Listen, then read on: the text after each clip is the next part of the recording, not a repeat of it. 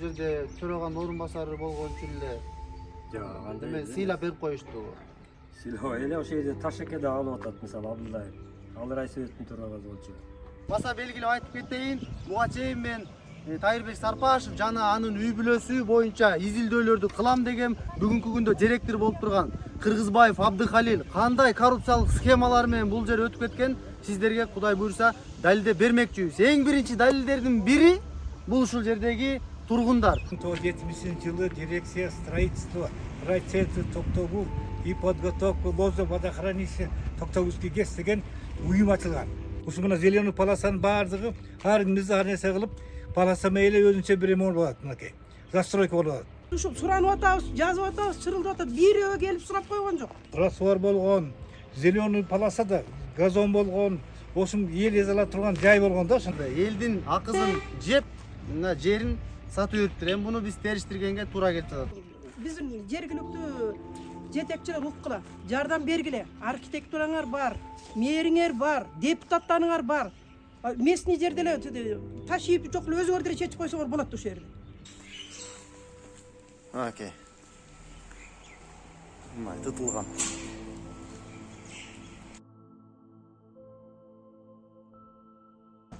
Эки чептин латоптор болду. И даже жок канал эмелге чыды. Ирригационный сетке чыды. Ошол 2 соток жерди мурунку мэрияда иштеп кеткен Кулубай акеден сатып алдык деген жоопду алдык. Азыр дагы деле ошол тротуар турат да. Тротуардын үстүнө эле алып койдуңуздар сиздер. Мен Чечим чыгарып эле. артына жылганда алдынан водопровод менен эме өтүп калды да, тротуар бар экен да. Ал жарагында. Анан ошон үчүн артка жылып кеткен. Ошого болбой эле алып койдуңуздар, жеке менчикке. Ооба. Ассалому алейкум, урматтуу кыргызстандыктар, урматтуу менин жердештерим. Мына ошентип Токтогул район Борбордук автобекетине келдик. Өзүңүздөр көргөндөй, мына бул жерде тургундар канча бир канча жылдан бери талап кылып келатат. Бул жерде атайын жашыл зона бар болчу дейт бак тарагы менен. Анан мына мен басып бараткан тротуар. Мына ушул тротуар бүгүнкү күндө жеке менчикке берилип кеткен. Бул кантип берилип кеткен, же кандайча берилип кеткен? Бул боюнча биз чоң иликтөөлөрдү жүргүзөбүз. Баса белгилеп айтып кетейин, буга чейин мен Тайырбек Сарпашев жана анын үй бүлөсү боюнча изилдөөлөрдү кылам деген мына ошол дал изилдөөлөрдүн эң биринчи объектиси бул автовокзал. Бул автовокзалды бүгүнкү күндө директор болуп турган Кыргызбаев Абдыхалил кандай коррупциялык схемалар менен бул жер өтүп кеткен сиздерге Кудай буйрса далилдеп бермекчибиз. Эң биринчи далилдердин бири бул ушул жердеги тургундар. Бул ушул жердеги жашыл зонаны өздөрүнө оформлять этип, өздөрүнө ээлик кылып алганы. Ал боюнча сиздерге айтып кетип атам го, коррупциялык чоң схема. Баласынан, атасынан мамлекеттик структуралардын баардыгы башчылары жардам берген. Ошондуктан мынакей ген пландарга чейин өзгөртүп жада калса өздөрүнө ээлик кылып алган. Мына бүгүнкү күндө мамлекет башчысы, УКМК төрагасы мына канча кыдырышты аябай аракет кылып атат. Мен ойлойм, дал ушул жакын арада ушул Тайырбек Сарпашевдин Кудай буйруса кылган иш аракеттерин, коррупциялык схемаларын баарын артынан түшөт, иликтеп, изилдеп, анан адилеттүүлүктү орнотуп, элдин мүлкүн элге кайрып берет деген чоң ишеничим бар. Биз менен болуңуздар, каналга катталыңыздар, лайк басыңыздар. Өзүңүздөрдүн ой пикириңиздерди калтырганды унутпаңыздар. 1970-жылы дирекция строительства райцентр Токтогул и подготовка лоза водохранилища Токтогульский ГЭС деген уюм ачылган. Ал главный заказчик ошол дирекция болгон. Уга подрядчиктер Нарынгес подрядчик болчу. Проектный институт Киргиз Гипрострой проектный институт болчу. Ушул жерде проектировать эткен. Ошол жерде мына зоналарды бөлүштүргөн. Промышленный зона деп мына бул тарабына айтылган и частный сектор деп. Экөөнүн ортосунда эме тургузган, зеленый полоса койгон. Ушул мына зеленый полосанын баардыгы ар кимди ар нерсе кылып полоса мейли өзүнчө бир эме болот мынакей. Застройка болот. Ошонун ичинде могул адамдар басуучу тротуар дагы ичинде болгон. Тротуар болгон, зеленый полосада газон болгон, ошум эл эзала турган жай болгон да ошондой. Азыр могу куруучулар баардыгы бүттүгү мыйзамсыз да башынан алып караганда. Вот мына БНТ башын айтайын. Промышленный деп, мына рейстен баштап туруп, УОС-ка чейин промышленный зонага айтылган. Бул тарабы бүт промышленный, а мынагы жилой сектор ортосунда зеленый полоса. А зеленый полосада тротуарда ошонун ичинде, газондун ичинде ушу мэрия заводчу турган жакшылыкка жай болгондо илгери. Азыр эми мынакей түшүнүксүз. Арыңыздар курулуштар, мармын аркылуу тартып Агай, сиз ушул курулуш тармагында эмгектендим деп атпайсызбы? Демек сиз түптөдүңүз. Мына автобекет боюнча кыстырма кылып айта кетсеңиз, ошону сиз өзүңүз мындай курдурдуңуздар беле? Сиз ошого катышып калдыңыз беле процесске? муну Жалабаскы смутчу тугускан. Мына мезел анын территория өзүнчө. Муну полосага эч кандай отношениясы жок. Полосаны жөн эле мындай. Көз регистрби бир нерсе туруп коюшпаган. Атак бул час автовокзалдын бекети эмеси жок. Отношениясы жок. Такыр жок болчу. Эч кандай. Сиздер баягы генплан чийгенсиздер да. Проект генплан турат. Азыр деле турган болуш керек. Канчанчы жылкы ошол генплан? Сиз ошол кезде бир эстеңиз? Билем 70-жылдарда ошол. Ошол убакта мына поселок болгон убакта ошондой болсо проект түзүлгөн. Азыр мына генпланды көрүш керек да. Сизден ошондо дирекциянын башчысы ким эле? Эсиңизде? Чодуруп деген директор болгон. Максим деген облисполкомдун зампредседатель по строительству ошол эме кылган биз курьертечи. Вот бүт акчалардын баардык кыймыл акчалардын баардыгы через дирекцияга кетчү. Вот ошондо чоң организация болчу. Азыр эле кийин мына полосаны жакшылыкка көгөртүп биз субботник кылып катышып мына эмелерди эккенбиз. А кийин эле мэрге түтүп эметкенден эле эч внимание кылбай койду да. Вот ошо Ал жанагы жерде аптекалар курулган, ошолордун баардыгы мыйзамсыз. Эми илгери ошол жерде кадимкидей бактарак тигилген дейт го. Сиздер ошентип өркүндөткөндү. ой, айтма, Жашылдандырды. бак Ленин көчөсүнөн башталган. Ленин эмес, больницадан башталыш керек болчу. А биз Ленин көчөсүнөн. Больницанын алдына азыр турат го пустой жер. Ошолор газондун жери. Ошол эгиш керек болчу. Анда сиз эми могул азыр сиз айткан боюнча изилдеп отуруп мына тротуарларда көргөзүп атасыз. Бир сир өзүңүз көргөзүп берип койсоңуз, кандайынан тротуарлар болгон, курулган, эсиңизге келген нерселерди бир эстетип бериңизчи жаштарга, азыркы жетекчилерге. Тротуардын оң тарабы барды, сол тарабы барды, ортосу асфальт. Ушу менен мына түз Ленин көчөгө кеткен. Могул азыр бериңизчи. Азыркы тапта могул кадимкидей ошондо тротуар экен да, могул. Вот тротуар болот.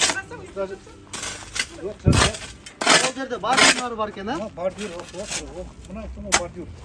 Мына могу сиздердин илгери тротуарыңыздар болчу. Эми мен сиздерге кантип үйрөтөм эми? Сиздер ушул жерде чоңойсоңуздар, жашасаңыздар. Мына бул атам түптөзү.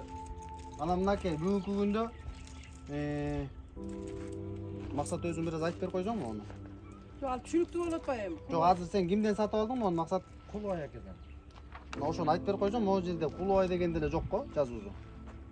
Жок да, алда оформить этилген уже.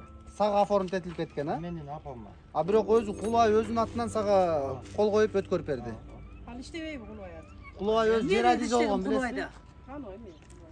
Бул ошол поселкалык советтен кийин Токтогул шаарында жер адизи болгон. Мына ошол адам сиздер тротуарыңыздарды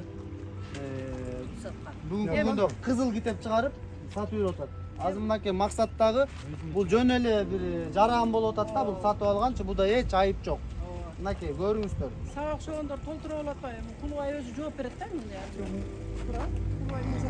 Законду билет бизге караганда. Урматтуу токтогулдуктар, токтогулдук биздин тургундар, жердештер, мына Максат мырза өзү Торкенден болот. Могул жерде баягы тротуар талашында ушул маселени кимдин атын өтүп кеткен десек, көрсө Максат мырзанын атын өтүп кетти. Максат мырза өз кезегинде мына Кулубай Токтогул шаарынын буга чейинки жер адиси өзүнө кызыл китеп чыгарып тротуарды элдин акызын жеп, мына жерин сатып жүрүптүр. Эми буну биз териштиргенге туура келип жатат. Максат мырза, өзүңүз бир сыйра түшүндүрүп берип коюңуз. Ушуну былтыр күзүндө алганбыз. Кадимкидей эле гос регистрге барып оформить өткөрүп берди.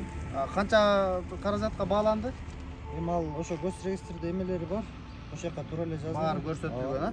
Сиз болжолдо ошо миллион сомго жакыныраак деп айткансыз да. Эми азыр сиздин мына жумушчу мынакей турбалар сайып жакшы эле бир жумушчу кылайын деп аттыңыз эле. Биз аябай мен чын дилимден кейип атам. Кандай болот эми жумуш? Токтоттуңузбу азырынча? Азырында стойка орнотулуп туруп токтоткон да бул. Токтоттуңузбу? Сиз туура кыласыз. Анткени могу жашоочуларды көрдүңүз да, азыр талап болуп атат эми. Биз бул жарандардын бул жашыл зонасын жана адамдар баса турган, жөө жүргүнчүлөр баса турган тротуарын алып беришибиз керек да. Сиз эч капа болбоңуз. Биз мыйзам чегинде күрөшөйлү. Кудай буйрса эгерде элдердики болуп биз артка кайрый турган болсок, сиздин акчаңызды Кулубай толук кандуу төлөп бериш керек. Рахмат достор, биз мындан кийинки териштирүү иштерин дал ошол Кулубайдын өзүнөн барып сурайбыз. Ал бул жерди кантип өзүнө менчиктештирген, тротуарды кандай негизде менчиктештирген, элдердин эмгегин кантип жеген, биз баардыгын сиздерге чагылдырабыз. Жоқ, канал эмел кетчиди. Ирригационный сет кетчиди. Ирригационный ма арықтар бар болчу. Суу сугарылган. Нормал сугарылчу да. бүт бактарак болчу да ушулардын баары. Мынакей, урматтуу жетекчилер, урматтуу мэр, урматтуу аким. Мына буга чейин Кулубай деген Токтогул шаарында илгери поселкалык совет болуп турган кезде дагы жер адизи болгон. Мына ошол адамдарды Кудай буйруса акырындан бир чекеден куйругун кармап атабыз. Мына могу элдин тротуарын мына аксакал айтып берип атат бардыгы. Биз бардыгын курганбыз, мыйзамдаштырганбыз.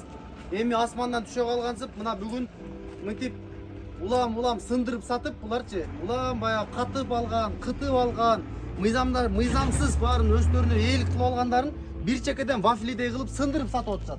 Мына жаңы эле азыр кармап мен Максат деген балага сатып тур. Максат баардык документтер көргөзүп берип атат. Тез аранын ичинде мындай адамдарга биз чара колдонушубуз керек, жоопко тартышыбыз керек. Жана ошондой эле мына элдердин жашоо турмушуна ылайык болгон ушул жашынакай бала чакасы менен басып, дем алып, мындай жашай тургандай шарт түзүп бериш керек. Туурабы Айшта? Брусчатка коюп жазаштын кереги жок, өзү асфальттар жакшынакай болуп турбайбы тротуар? Асфальт уже болбой калыптыр, өзүңүз көрдүңүз ана биз тазалап атабыз, уже эметип кетти. Эми башка жерлерде, ушундан башка жерлеринде ушул тротуарлар ушинтип туруп атабы өзүнүн бакара? Ну бизде мэрлер деле мэр бар, депутаттар бар, мэрлер бар. Иштебейби ушуларды карабайбы, алар отурат го, алып атат да. Булар качан бу тиги Камчыга, ким Камчыбек тиги Ташиевке, Садыр Жапаровка булардын биздин бул жетекчилердин качан жардамы тие? Ушулар деле келгенде айткан, жолукканда айткан, бизге жардам бергиле, айылда силердин жардамыңар керек деп. Анан эми көрүп туруп анан кийин ушу өзүбүз ошол ишеген жетекчилер ушинтип чекесинен сатса, биз билбейбиз да алардын каякта эмнесин катып койгонун. Эми ошо элге келген түйшүктү ошо биздин жетекчилер да тартсын. Ким сатса, ким ушул жерди сатса, адагы кичине кузуп берсин. Элдики да, элдики, туура. Азыр сиз мына элдин таламын талашып, мына көп адамдар кол коюп берди деп атасыз. Мына ушул жөнүндө кыска айта кетиңиз. Мына биз мына ушу биздин эле райондун, шаардын, Токтогул районунун шаардын жетекчилерине кайрылдык мына. Улуттук коопсуздукка да кайрылдык. Бүт кайрылдык мына, карапайым эл ушул жерде. Биз жана талаш тартышыбыз эмне болуп атат? Биз жетекчилерден мындай калыстык деле күтүп атабыз биз. Биздин жетекчилерден. Мына эл 50 жылда элде жаңы болот экен, жерде жаңы болот экен. Биздин ушул мурунку заман эмеде башкыталышында Токтогул эметкенде куруп койгон эмени булар бузуп атат баары. Биздин колубуздан келбейт экен. Анан биздин эме райондогу биздин жетекчилер да капа болбогула. Биз силерге биринчи кайрылып атабыз. Алдыңардан өтүп атабыз. Кулубай дегенди биз тааныбайт эле экенбиз. Кулубайды эмне кыласыңар? Ушул жерибизди чечип бергиле силер. Анан кайрыла турган жерге биз дагы кайрылабыз. Мына силерге бүт элдин колдору турат, арыстары турат. Анан ушуга жардам кыласыңар биздин өзүбүздүн жергиликтүү эмелер, жетекчилер. Ушуга кичине талапты коюп атасыздар. Көз салып койсоңор болот да. Мына ушу баарыбыз эле ушу бала чака үчүн жасап атабыз ушул нерсени. Биз го жашарын жашадык, көрдүк баарын. Анан ушул турган жерди карачы, жакшынакай жер эми бузуп туруп мындай стройка кылып койгон. Бул Кулубайдын атасынан калган жер эмес да. Мен Кулубайды тааныбайм деле. Эми мындай болбойт да. Эми азыр балдар тегиктен басканда баары коопсуздуктагы. Анан ушуну кантип ойлонбойсуңар билбейм. Ушул жерде бизде нарта зубной турат, буякта автовокзал. Балдар өтө турган жер жок, ойной турган жер жок. Биз жана муну автовокзалды биз талашканыбыз ушул балдарыбыз үчүн, кичинекей балдарыбыз. Биздин балдар тетип паркка бара албайбыз, биз аксап тексеп тияка бара албайбыз. Биздин жергиликтүү жетекчилер уккула, жардам бергиле. Архитектураңар бар, мэриңер бар, депутаттарыңар бар. Местный жерде эле Ташиев жок эле өзүңөр деле чечип койсоңор болот ушул жерде. Кандай эле бир кишиге алыңар жетпей атат. Биз ушул суранып атабыз, жазып атабыз, чырылдап атат, бирөө келип сурап койгон жок. Ушу депутат колубуздан келген тааныган ушу балабызды артынан ээрчип айланайын ушу жардам берди атабыз. Эмне үчүн силер жардам бербейсиңер бизге? Жардам бергиле биздин бала чакабызга. Ушу бир паркка эле жүрөбүз, ызыкта балдарыбыз менен көчөдө ойноп, чырылдап жетелейбиз, бутубузду саксап тексеп, вокзалга өткөзөбүз мындай. А биз өлүп калганда энди балдарыбыз жашаш керек да. Бизде да генплан копиясы болуш керек эле го. Бизде илгерки жок экен. Эмнеге жок болуп кеткен экен? Çok berбепти. Сиз кайсы генплан менен иштедиңиз 89га чейин? Бирөө генплан менен иштеди да, сиз качан бардыңыз жумушка? Кайсы жумушка мисалы? Мэрияга. Мэрияга 92-жылы. 92, ошо генплан түзүлүп, жаңы кабыл алгандан кийин барыптырсыз да? Жоқ, ал уақытта келіп 89-жылы кабыл алынган. ошол генпланын бири да жок экен, поселке өтмөктө. Поссоветте. Кулай мырза, сиз айтсаңыз, биз азыр иликтөө жүргүзүп атканбызда автобекеттин жанында Максат деген торкендик жигитке эски тротуарды сатыптырсыз да? Сиз ошону кайсыл жактан алдыңыз эле, качан алдыңыз эле, кыска айтып берсеңиз. Мен 1998 99 мен жылын унутпагымча айтам. Ошол жылдар алгам. Биринчи башында алганда 3-4 киши катары алганбыз, анан берки тарабына водопровод өткөнүнө байланыштуу мен арт жака сыгылып калгам да, тротуар жака. Ошол тротуарды эле алып калгам. Ал кезде сиз кайсы кызматта жүрдүңүз эле? Мен анда Токтогул поселке өкмөт эмес, поселке кеңештин төрагасынын орун басары. Кеңеш төрагасы. Азыркы эми шаардык кеңеш экен да? Азыркы шаардык кеңеш болчу, анда өкмөттөр. Ошонун төрагасы болчуңуз сиз. Төрагасы эмес, орун басары. Төраганын орун басары. Орун басары. Бар. Айтсаңыз, ошол жана сиз алган жерди биз азыр мындай деп ойлоп атабыз да. Жашыл зона жана адамдар басып жүрүүчү тилке, мисалы тротуар, ал эми муниципалдык менчик болуп эсептелинет. Ал жеке менчикке берилбеш керек эле. Кайсы негиздер менен алдыңыздар? Ошол кезде эгерде сиз поселкалык кеңеште отаса, кеңешти төраганын орун басары болсоңуз, бул кызыкчылыктардын кагылышы болгон эмеспи? Демек сиз кандайдыр бир басым менен өзүңүздүн баягы кандай бир коррупциялык схемаларды түзүп, ошол жерде өткөрүп алган эмес белеңиз? Шек жаралып атат да. Жок, андай болгон эмес. Биринчиден ал убакта муниципалдык менчик деген жок болчу. Муниципалдык менчик деген кийин пайда болду да. Поселке. Бирок сиз 98 жеке менчик алып атпайсызбы? Ооба. Мамлекеттик менчик анан дароо эле жеке менчик болчу эле анда. Коммуналдык менчик деп коюшам. Коммуналдык хозяйство Ошол болчу. мамлекеттик менчик. Кийин муниципалдык эметти. Түшүнүк жок эле да, чын айтканда, мыйзам боюнча. Ошондо сиздерге кимдер кагаз иштерин даярдап берген? Кагаз иштерин биринчи өзүбүздөн поселковый советтен чечим чыгат. Даярдан да. Анан эми апызды толтурчу. Жанагы 6-7 комиссия. Ошентип эле алганбыз. Кандай торукка коюлду же түз сатып алдыңызбы, кандай? Торук деген жок болчу.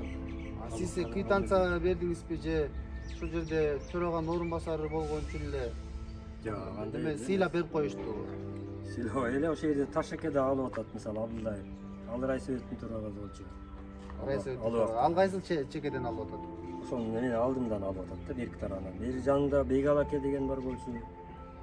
Раматтык болуп кетти. Анын ал аялынын намында экен да, мен Бейгалакен экен деп. Ошол болуп алган. Ошондо азыр дагы деле ошол тротуар турат да. Тротуардын үстүнө эле алып койдуңуздарбы сиздер? Мен Чечим чыгарып эле. артына жылганда алдынан водопровод менен эме өтүп калды да, тротуар бар экен да. Ал жарагында. Анан ошон үчүн артка жылып кеткен. Ошого болбой эле алып койдуңуздар, жеке менчикке. Ооба. Алдыга жылган болбой калды, артка жылганбыз. Артка жылганда туура болуп калган ошондо. Эми сизге эгерде сыр болбосо, бүгүнкү күндө ошол Максатка сатыптырсыз. Максат айтат, ошо 1 миллион айланасында саттым дейт. Ошону канчага саттыңыз? Жана сиз өзүңүз канчага алдыңыз эле, ошону айтып берсеңиз. Ал убакта бекер болчу дейт. Бекер эле. Бекер, мурун бекер болчу. Болгону гос эмеге гана төлөгөнбүз. Архитектурага төлөнчү ал убакта. 2000 беле, 1000 беле ушундай. Анан поселке өкмөттөн, кеңештен бекер эле болчу. Сатуу жолу деген жок болчу. Сатуу жолу кийин 99-жылы чыкты да. Биздин эме жер көтөбүз. Доведение деп коет эми ошол убакка чейин. Анан Максатка 550 миңге саткам. Туура. Ал жерде ошо өзүмдүн намыма байланыштуу. Мен айырга эчтеке кура албай койдум. Колуман келбей койду курбуячылап курганга. Сатып жибердик. Азыр эми андан сырткары сиздин өзүңүзгө таандык жерлер көп эмеспи? Дегеним баягы сыр болбосо да, сиздин атыңызга аябай көп жерлер катталган дейт. Ошол эле Ак Жондо, мынакей азыр Кулубай ушул жерлерин бир чекеден сатып баштады деп көп айтышчу. Анан мен ошол бир жериңизге өзүм күбө болуп, мына документтер менен жолугуп калдым да. Андан башка канча жер катталган сизге негизи өзү? Сиздин атыңызга? Башка жок. Үй бүлөңүздүн атына? Үй бүлөм ошону мына үйүм бар, өзүм баа илгери алгам. Бирок бул кызымдын намында. Сиз алып саткан үйлөр болгонбу жерлер? Жок болгон. Жок, Ал эми элдин ошо менен иштегенге деле байланыштуу баягы карышкы жерде даган дегендей бар жер менен иштегенден кийин ушундай болот экен. Мен ал канча жыл деген 30 жылга жакын иштептир Токтогул поселке өкмөтүндө. И мэрия болду. Кудайга шүгүр, мен деле ошол жерден 3 жолку депутат болгом. Шаар кеңешинде, азыркы шаар кеңешинде. Канча деген шайлоо комиссияларынын төрагасы болуп өткөрүп жүрдүм. Дагы башка болуп жүрдүм. Сиз айтсаңыз, ошол азыркы кезде ошо автобекеттин катталында ошо тротуарлар жөнүндө болуп атат да, кепчи тротуарды сиздер алып атасыздар. Арыз жазылып, ушул боюнча териштирүү болуп, прокуратура органдары чакырып, ийгиликтер болду беле? Эгер ушундай калп айтпасаңыз, кайра ушул кылмыш жаза кодексин токтотуп, ушундай маселелер болду беле ошол? Ушул боюнча Былтыркы мезгилде болду. иш козголдубу? Былтыркы мезгилде жок. Күбө катары өттү. Күбө катары өттү. Айткам го, мен өзүм неме алгаммын намына. Туура. Анан кайра кийин сатып бергем. Ушул азыр айткандай эле. Башка жериңиз барбы деп сураган. Менде башка жерим жок. Балдарыңызга, жакындарыңызга катталган. Катталган. Калбайбы дейм да эч жерден. Жок, азыр жок иштеген. Бүттүңүз, сатып бүттүңүз. Сатып бүттүм. Антуан Туэсен орунту бийде берди. Ак жондун баарын көчөлөп сатты деп айтышат го, ал калппы ал сөздөр? Жок, чындыкка чыкпайт. Чыгып калсачы? Эгер менин намымда ошол жерде чыгып калса, балдарымдын намында, анда эркекче төлөшөм. Чын. Ишиңизге ийгилик. Рахмат сизге. Өзүңө деле. Ошентип, эгерде суроо талаптар болуп калса, аксакал бир аз жооп берип турасыз эми. Анан көрө жакшы мындай кептер менен сүйлөшсөң болот. Жакшы кептерди биринчи жамандарын бүтүрүп алайлы, анан жакшыларды өтөбүз да. Кандай мындай кылсак, шаарды кандай кылып өнүктүрсөк болот, каяк тарабын кандай кылсак болот. Ушунча жыл иштептирсиз, мынакей жер адиси болуп. Анан кийин Жер жана адиси болуп мен 12-13 план жыл детальный иштедим. планировки деп коет го. ПДПны ПДПны эч бир чийбей коюп турсуздар да. аны болбой койушкан. Кемчилигиңиздерди анткени мен ойлойм сиз ошо ПДП болгондо мынчалык жерлердин баардыгын эки жакка чайкай албайт болчуңуздар. Эми ошол жоктун айынан Ага бул акча бөлбөй койушкан. кызыктар тарап көп болгон да ошо депутаттар көп болгон. Акча бөлбөй коюшту. Эгер ген планды мынау 2017-жылы жазалып бүткөн ген планды деле 2,5 жыл жүрүп, ошону чуркап жүрүп жатардык. Эгер архитектурадан же госрегистрден мындай жардам кылайын деп чуркаган киши болгон жок. Ол ушунча жазадык. Анан кийин ПДПга келгенде акча бөлбөй коюшту. Эгер ол болгондо Депутаттарбы? ал ПДПнын Рахмат. Ким эле ошол кезде төрага? Дербишев беле? жок, Мирбек да. Мирбек. Нышанович, а? Просто депутаттардын көпчүлүгү болбойт, ПДПнын эмне кереги бар? ПДП деген жакшы. Анда ар кимдин өзүнүн немеси менен болот. 2,5 миллион деди. Ал эмеси почти ПДП эмеси даярдай болоюн деп калган. Тигиле иштеп аткан да, мен тааныш балдар болчу да. Эми 2 жыл эмес иштештип тааныш болуп калдык да. Анан жаза берели, мейли улайке акчаны бөлдүрө бериң истеди. 1 миллион бир белени мен азыр унутуп калдым. Ошону азыр бөлтүрүп бериңиз, биз жаза берели деди. Анан центральный участке башташкан. Кийин 6 ай өткөндөн кийин которгула деди. Которбой коюлду.